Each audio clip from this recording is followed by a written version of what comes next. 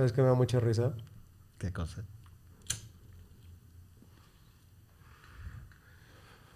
Que es como un podcast experimental, ¿no? Sí. Es medio terapia, medio podcast. Sí. Está fabulosa la dinámica. Ay, Dios. Sí, me gustó el formato.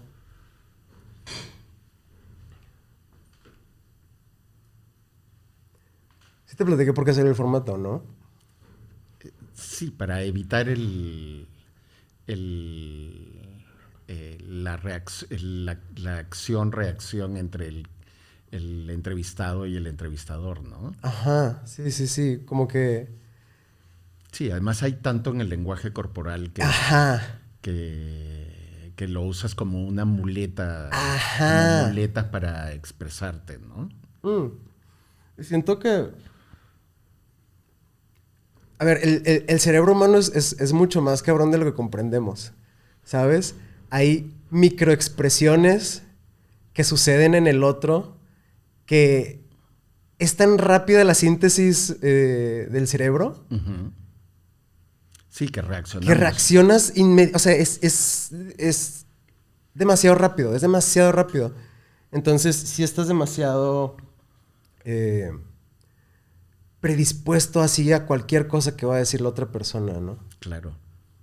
Sí, y de esta forma es como si estuviéramos hablando por teléfono.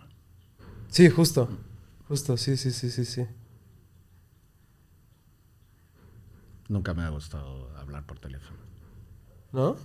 No, soy pésimo con el teléfono.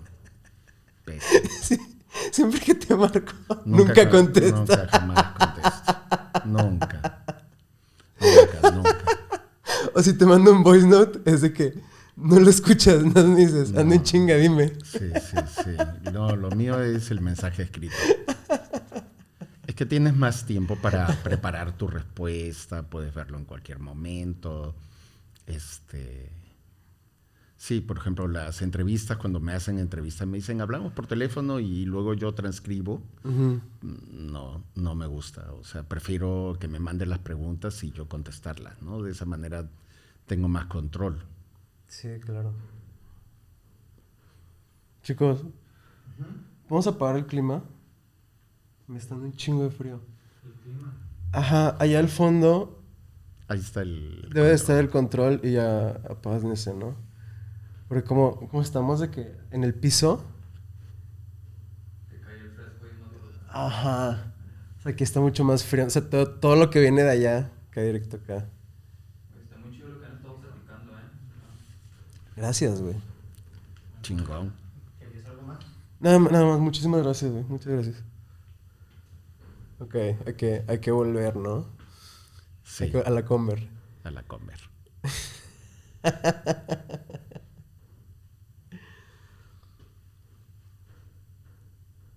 ¿Qué pedo con los cuadros? Uf. Este, a ver, te cuento. Yo tengo mucho tiempo pintando. O sea, siempre, en realidad siempre he pintado.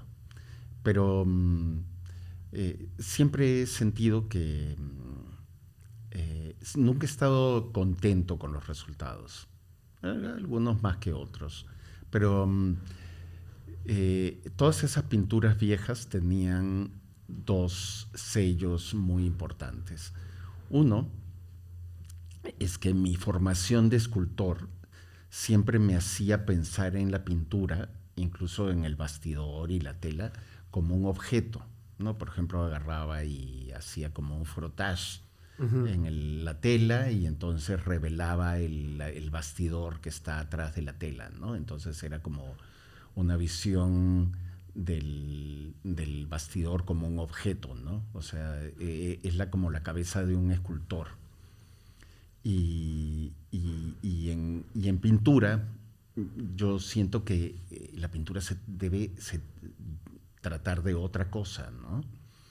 En general, hasta antes de Jasper Johns, cuando él hizo es una cosa a la que nosotros ahora estamos muy acostumbrados, pero en su momento fue una cosa tremenda. Él, no sé si recuerdas esa pintura que es una bandera americana, y él lo que hizo es que las franjas de la bandera continuaban hasta el canto del bastidor.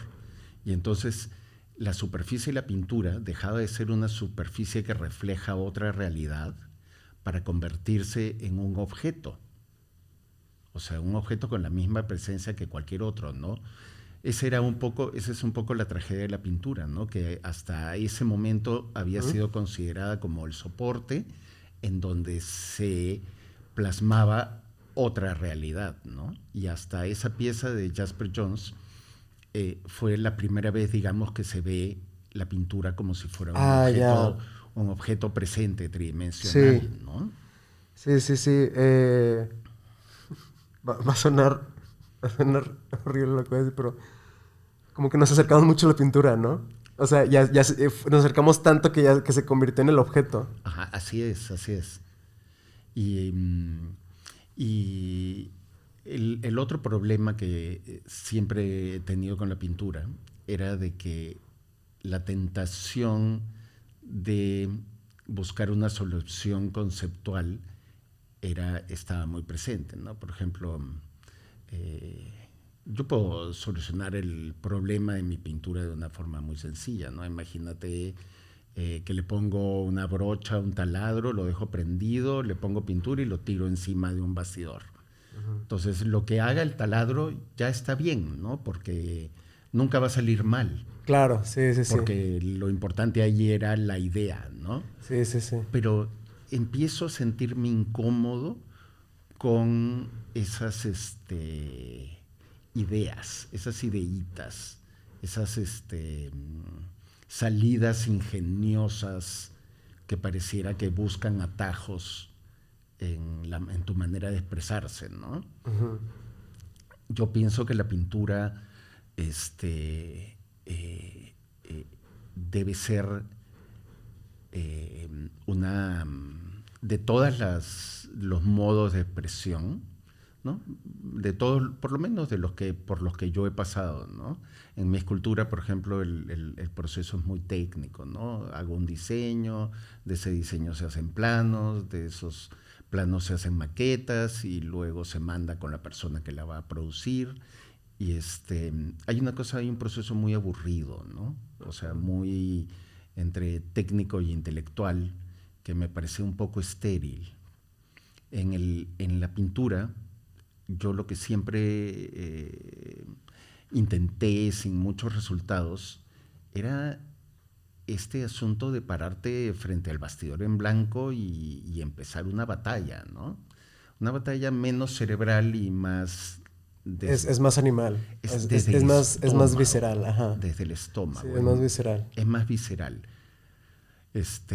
Creo que es de las pocas plataformas que nos permiten expresarnos de esa manera, ¿no? Entonces, ha sido un parto, ¿no? Tengo más de un año desde que decidí que quería volver a pintar, pero desde otro ángulo. Ha sido realmente un parto, porque me paro enfrente del bastidor y lo único que llegan son ideas tontas y clichés, o pasa por toda la historia del arte, ¿no? O sea, ahora soy ahora soy el otro. Es muy difícil ser auténtico si lo que decides es sacar desde el estómago, ¿no? Me acuerdo cuando llegué y que había un lienzo y dije que habían unos gestos que hiciste en aerosol. Ajá. Y encima de ellos estaba otro gesto hecho con óleo. Uh-huh. Y me acuerdo que te dije, como que marcaste marcaste un patrón y de ahí armaste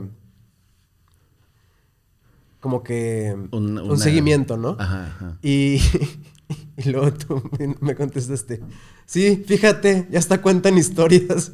Que es lo último que quiero, ¿no? Ya que cuenten cuentos. Sí, esa Que tenga narrativa. narrativa, qué horror, qué horrible, que noventero.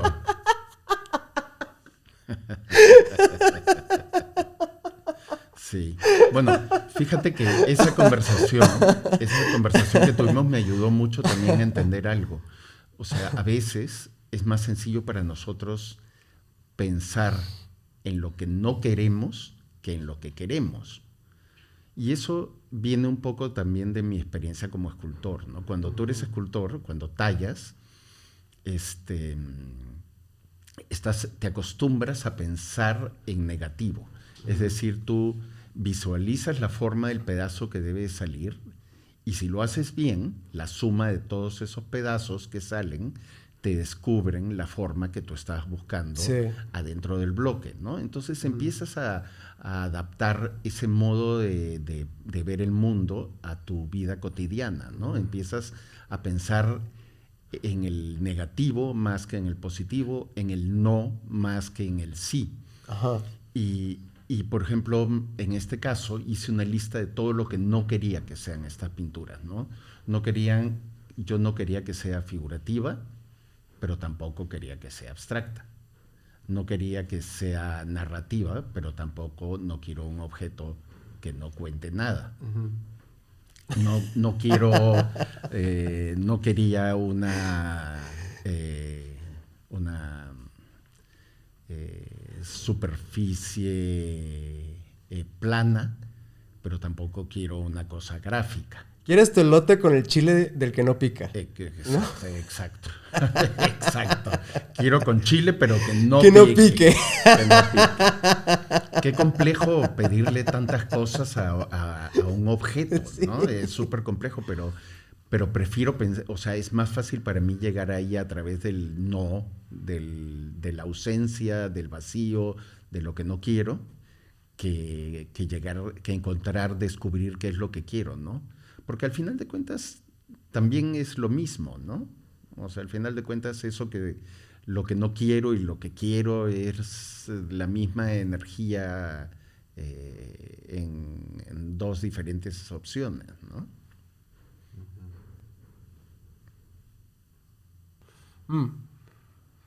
¿Tú cuándo sabes que un cuadro ya está listo? O sea... el tiempo es clave en el asunto y muchos de los artistas no son conscientes del asunto del tiempo. Yo siempre digo que hay como un triángulo. Es la idea, ¿no? Una vez que tienes una idea, le asignas un material y a ese material le asignas un tiempo de trabajo. Ajá. Y todo debe ser contemplado, ¿no? Porque si tienes una idea para video, pues no la puedes hacer en mármol, ¿no? Y si tu pieza necesita para ser lo mejor de que ella puede ser, necesita un tiempo de realización muy exacto. No es lo mismo que tú le dediques 40 minutos a que le dediques 3 años, ¿no? Y en realidad, si somos estrictos, si la pieza necesita 2 días de trabajo y tú le das 2 días y 2 horas, arruinas la pieza. O sea, hay un término de exactitud con el asunto del tiempo que no muchas veces contemplamos, ¿no? A mí me sucede muchísimo que tengo que ser muy consciente del tiempo porque la mayoría de mis procesos son rápidos. Entonces, el momento en el que yo debo soltar la pieza es un momento muy específico, ¿no? Por ejemplo, en los aceros pues no me toman más en el más complejo de los casos me tomará 1 hora y media. Y a mí me gustan los procesos rápidos por una cosa que una vez me enseñó mi maestra en Lima, en la universidad. Ella era una italiana que llegó a Lima después de la Segunda Guerra y era una artista muy buena, muy sabia, muy conservadora en su visión, pero ella me dijo algo que hasta el día de hoy me acuerdo, y que creo que ha marcado mi trabajo para siempre. Ella me decía que cuando tú dominas una técnica, lo que tienes que hacer es abandonarla. Porque No. es muy cabrón, y piénsalo de parte de una maestra de escultura, ¿no? Que ella estaba ahí para enseñarnos, pues en su mayor parte técnica, ¿no? Ella decía que una vez que dominas una técnica, lo que sigue es amaneramiento. Porque esa situación, cuando tú estás aprendiendo a entender una técnica y a dominarla, es como una lucha, ¿no? O sea, el material resistiéndose a ser transformado y tú luchando por transformarlo, ¿no? Hay una cosa, hay una lucha muy, muy vital, ¿no? Que carga el objeto de una energía muy bonita, muy viva, ¿no? Que es imposible llegar a eso por el otro lado, ¿no? A través del exceso de trabajo, ¿no? Hay una cosa muy fresca. Ella dice que lo interesante claro. es el presente, el momento presente, que cuando tú estás luchando con el material, estás improvisando, estás solucionando problemas como si fuera una primera vez, ¿no? Y eres muy auténtico cuando estás haciendo eso, ¿no? Eres muy tú, no te da espacio para crear un personaje o para calcular las soluciones, ¿no? Estás en el presente muchísimo y improvisando, ¿no? Sí. Ella decía que cuando ese momento pasa, y por ejemplo, no sé, en un proceso más largo estás tallando piedra, pues ya sabes cómo tallar, ¿no? Y como hay tantos espacios, tiempos mecánicos de trabajo mecánico, tu cabeza está en otro lugar, pero tus manos, que son las que han aprendido el oficio, están trabajando por su lado, ¿no? Y ella lo que me trataba de hacer entender es cómo esto enfría el proceso, ¿no? O sea, si ya dominaste, por ejemplo, el carbón, entonces lo debes abandonar y empezar óleo. Y una vez que lo dominas, debes abandonarlo y empezar otra técnica para mantener siempre esta frescura, ¿no? Ya. Que el mejor momento es el momento del aprendizaje de una técnica, es el momento más rico. Estaba escuchando, camino por acá, una plática de Ramdas, un pedo así. Este, y hablaba contaba la historia de un hombre que trabajaba para el rey, que era como que le hacía era su trabajador de cuero, ¿no? Algo así. Bueno, una cosa. Pero lo importante es que era un trabajador para el rey.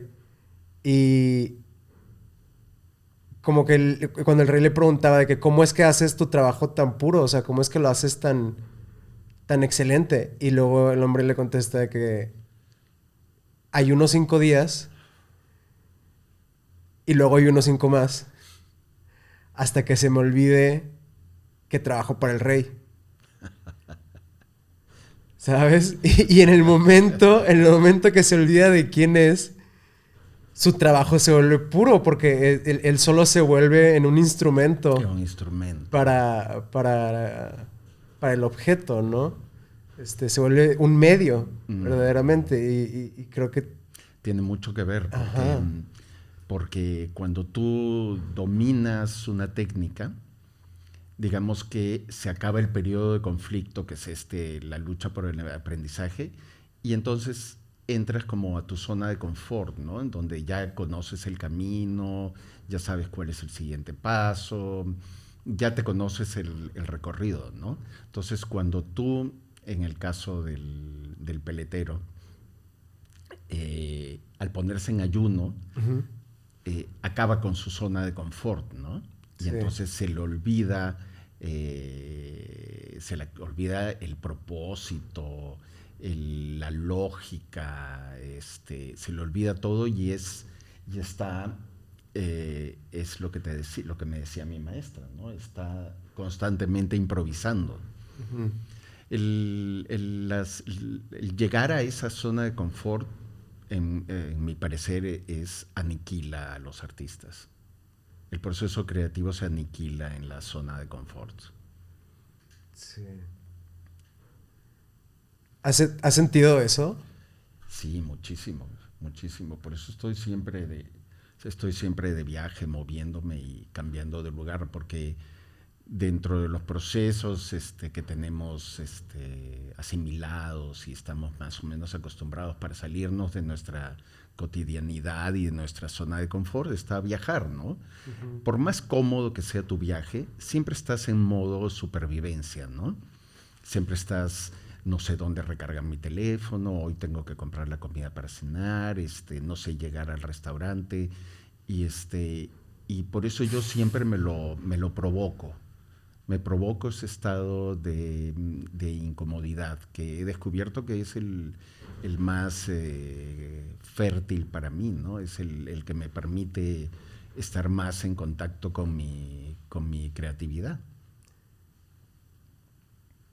Claro, es un reto, ¿no? O sea, es posicionarte en un reto. Exacto, en un conflicto.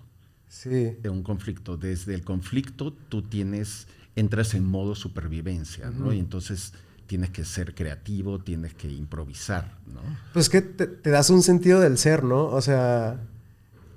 Más auténtico, sí. Ajá, exacto. O sea, porque hay un conflicto, ¿no? Y el resolver ese conflicto es lo que te da un sentido del ser, y entre más lo hagas, más expandes ese... Claro, mientras más veces tú te pruebas a ti en situaciones complejas, más seguridad ganas de que en la siguiente situación compleja vas a saber solucionarlo, ¿no? Por ejemplo, es que por eso yo paso constantemente de un material a otro también. Por eso trabajo siempre en una disciplina que no conozco, ¿no? Por ejemplo, desde hace poco he estado trabajando con una Super 8, con una cámara de Super 8. Y pues yo no tengo formación como cineasta, aprendí que puedo comprar los rollos en Los Ángeles, que me los mandan, más o menos entiendo cómo funciona la cámara.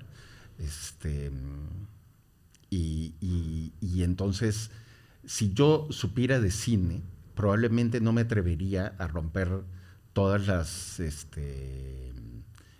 los conceptos sobre qué es una buena película y qué es una mala película, ¿no? Lo rompo porque ignoro cuáles son las reglas de lo que no se debe hacer, ¿no? Y entonces me parece que eso le agrega esa frescura de la que hablaba mi maestra, ¿no?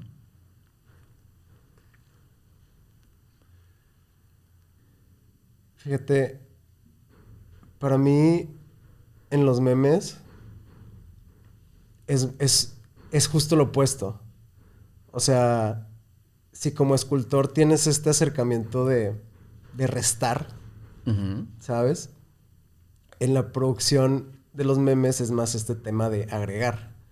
Porque o te encuentras una imagen, o te encuentras una frase. Ajá. ¿Sabes? O sea, te encuentras una imagen o te encuentras una frase.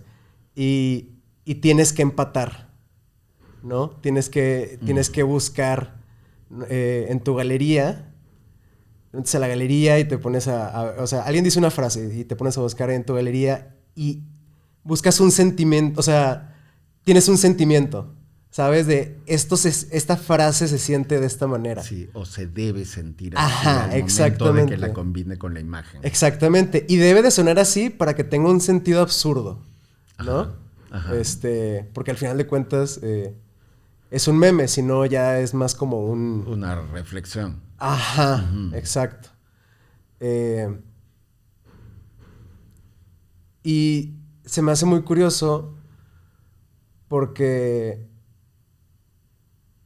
también siempre he tenido ese acercamiento con la pintura.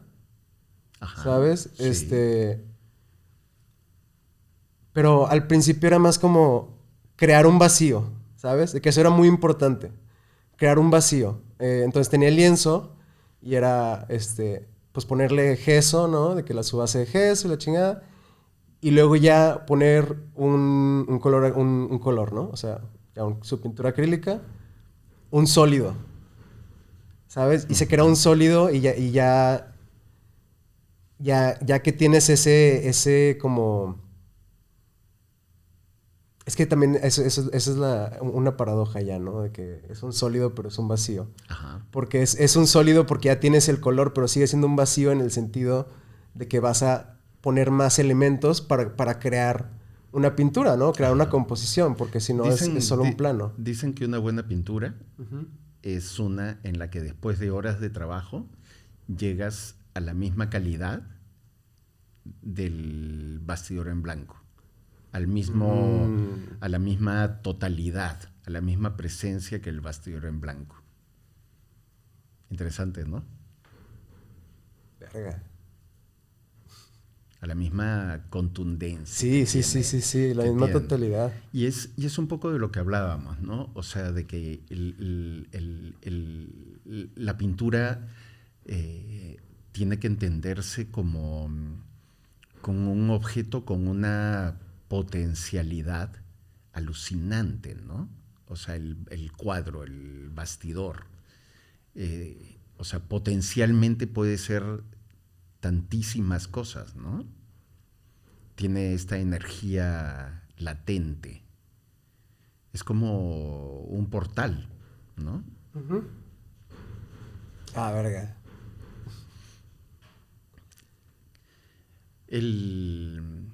Eso es lo que más intimida siempre, ¿no? El bastidor en blanco. Porque ya es perfecto en sí, ¿no? Por esa cualidad de tener todo esto potencialmente, ¿no? Ajá. Por eso es una entidad perfecta, ¿no? Y llena y vacía al mismo tiempo. Entonces, por eso quebrarla y romper esa perfección es tan complejo, ¿no? Es tan complicado, por eso asusta, ¿no? Da miedo. Por eso es un paso tan difícil, ¿no? Y yo pienso que ese es el momento clave de la pintura, ¿no? Cuando rompes su potencialidad y la llevas a una de todas esas posibilidades.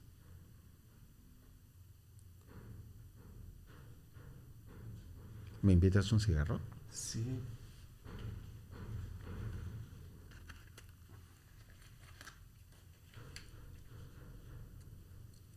Chicos, ¿me pueden traer un vaso con agua?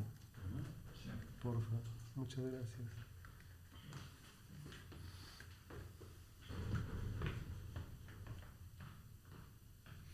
Y lo que hice fue, en estas pinturas, lo que hice fue primero sacar los demonios, ¿no? Yo creo que pintar se divide en dos partes. Una parte muy bruta, muy animal, en donde, ¿sabes? Como que quieres sacar, o sea, quieres pintar, ¿no? Quieres... En sacar los demonios. De hecho, por ejemplo, cuando en mi taller, cuando yo entro en las mañanas, siempre hago cosas mecánicas, ¿no? Barrer, ordenar, acomodar, qué sé yo, para cansarme un poco y sacar esa energía, que es una como energía sin mucha lógica. Y luego ya entro al trabajo en sí, ¿no? Digamos que en estas pinturas lo que hice fue vomitar. Saqué y manché y tiré y qué sé yo, y estuve días en eso. Y luego seleccioné los puntos de más interés que se habían planteado en esa vomitada. Y entonces esos puntos eran el immovable object, ¿no? Y entonces lo que yo he pintado en realidad es cómo fluye la energía alrededor de esos puntos inamovibles, ¿no? Al final de cuentas, la forma de estos cuadros es el resultado de cómo se organiza el espacio alrededor de estos puntos fijos, ¿no? Que además aparecieron allí por arbitrariamente, por casualidad, ¿no? Porque eran parte de esta vomitada, ¿no? Entonces, es un poco como mis piezas de acrílico, ¿no? Que la forma que tienen es el resultado del enfrentamiento del acrílico caliente, o sea, completamente moldeable, y el poste que va en la pared, ¿no? Sí. La forma del objeto es el resultado de ese material transformable y uno inamovible, ¿no? De la misma forma sucede en la pintura. Estos puntos fijos son los que deciden la forma que va a tener la pintura, ¿no? La energía rodea estos como obstáculos, los arropa o le pasan a un lado y se conectan con otros. Ajá. Pienso que ese es un poco el proceso que he tenido con ellas, ¿no? Y no hay ninguna anécdota personal, no hay ninguna historia. Sí, no hay ningún... Aldo, hiciste ahí unos 5 días y luego 5 más, ¿sabes? Sí. Exacto. O sea, no hay anécdota, no hay cuello, no hay... Te olvidaste de que trabajabas para el rey. Me olvidé que trabajaba para el rey. Exactamente. Exactamente. Eso es. O sea, entras... realmente la pintura es como... O sea, para mí es una especie como de lo que para otras personas es meditar, Ajá. hacer yoga, correr, hacer CAP. Es un poco eso, ¿no? Es como rezar el rosario, Sí. como rezar un mantra, ¿no? Es una actividad física que por repetición ayuda a que tu mente se vaya a un canal paralelo, ¿no? No es que desaparezca, sino que entra a Sí. otro canal Sí, sí, y sí. entonces abandona el rol principal. Sí. Y entonces lo que queda es una conexión tuya más clara, ¿no? Más limpia, porque tu mente está en otro lado, ¿no? Y bueno, es también como correr, por ejemplo, ¿no? Que con los primeros minutos estás como desconcentrado, eres muy consciente de tus pies y de tu respiración, y después de un rato ya ni piensas en eso, ¿no? Ya estás solamente corriendo, ¿no? Yo pienso que la pintura tiene mucho que ver con eso, ¿no? Después de un rato es como un músculo, ¿no? O sea, se ejercita, se cansa menos, está más enfocado. Sí. Hay una analogía también ahí sobre el correr. Sobre el hecho de que al principio es como muy consciente, ¿sabes? Y por lo mismo como que es un poco doloroso al principio del correr, Ajá, ajá. ¿sabes? O sea, siempre que empiezas a correr es como de que, bueno, no, justo no. Empiezas a correr y empiezas a caerte de que chingón, ¿sabes? Y dices, wow, y dices, Sí. estoy corriendo. Sí. Y luego como a los 2 minutos, Qué chinga. y ya empiezas de que, ¿no? Qué chinga Sí, correr, sí, o sí, sea. Sí, te arrepientes. Sí, sí, sí. Quieres parar. Sí, que joda. Que joda, ¿por qué estoy corriendo? No empiezas Sí. a decir, ¿por ¿Cuál qué es? estoy corriendo? ¿Quién me creo? ¿Cuál es el punto de esto? Sí, ¿por qué decidí esto? Ajá. ¿A qué quiero llegar? ¿A quién Sí. quiero engañar? Sí. No le veo ningún beneficio. Ajá, de que cuál es el punto de esto. Pero ya que cruzas esa barrera, ¿no? Ya se vuelve como... Como meditar. Ajá, o sea, ya te pones a Tu mente deja de joder el evento. Deja de dudar. Ajá, ándale, exacto, deja de dudar, es eso. Sí, sí, Sí. sí. Y creo que también lo mismo es con pintar. O sea, al principio, literalmente los primeros 2 minutos, estás como... Es una pesadilla. No. Primero, bueno, no sé para ti, pero para mí es como los primeros 2 minutos es... ay, qué padre, estoy poniendo pintura, ¿sabes? De que hay sí, pintura en el lienzo, de comienzo. que... Ajá, de que hay color, qué interesante, ¿sabes? En esos momentos todavía estás libre del asunto si es bueno o si es mala. Ajá. Si sabes lo que estás haciendo o no lo sabes. Eso es un instante mágico, ¿no? Sí. Y después de eso ya se pone complicado. Ya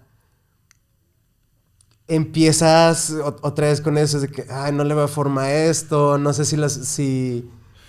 digo, a lo mejor estoy hablando particularmente del arte abstracto, pero de que si estas pinceladas tienen el tiempo correcto, ¿sabes? Por ejemplo, de que no sé si cada brochazo de que debe de ir a este ritmo, y empiezas como a calar ritmos, empiezas a calar colores, empiezas a calar... No sé, empiezas a calar, ¿sabes? Sí. Esa es la cosa. Sí. Y se vuelve esos otros como, no sé, digo, ese tiempo no es como... Y luego empiezas como a poner algo que es inevitable, ¿no? Yo hubiera querido pensar siempre que la pintura podía ser como una cosa gestual, animal, sin lógica desde el estómago, ¿no? Pero en realidad eso no, aunque para nosotros podría ser como regresar a nuestro lado salvaje, a ser parte de la naturaleza, ¿no? Sí. Pero en realidad es algo que no tiene mucho valor en sí, porque finalmente todos lo hacemos todo el tiempo, ¿no? Sí, pero el tema es el acto consciente de ello. Ajá. ¿Sabes? Pero sin disciplina, sin la parte de la disciplina, y vaya que yo odio la disciplina, Ajá. Sin disciplina, ese acto se pierde en la nada, ¿no? Es la disciplina la que refuerza ese sentimiento, ¿no? Utilizas entonces, ahí es cuando utilizas tu sensibilidad, la manera en la que tú percibes el mundo, tus conocimientos, tu gusto, los empiezas a encaminar para apuntalar ese primer sentimiento vital, ¿no? Ya lo conviertes en lenguaje, ¿no? Y entonces ya lo usas para contar algo, ¿no? Para explicar un proceso.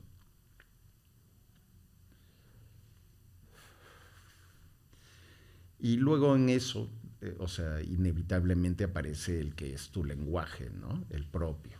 Primero aparecen letras, luego eres capaz de formar palabras, luego oraciones y luego de pronto un día ya eres capaz de hacer poesía, ¿no? Sí, y pues es lo mismo al pintar, ¿no? O sea, primero de que sabes jugar con colores, o sea, primero conoces los colores y luego empiezas a jugar con la bueno, no sé si la figura, ¿no? Ajá. Y luego ya de la figura pasas a la composición y and so on and so forth, ¿no?